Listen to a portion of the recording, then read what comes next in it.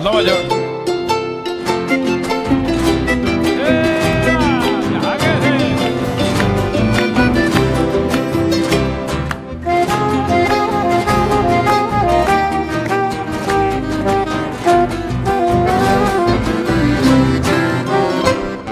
Cuenta la leyenda que en un árbol se encontraba encaramado un indiecito guaraní, que sobresaltado por un grito de su madre perdió apoyo y cayendo se murió,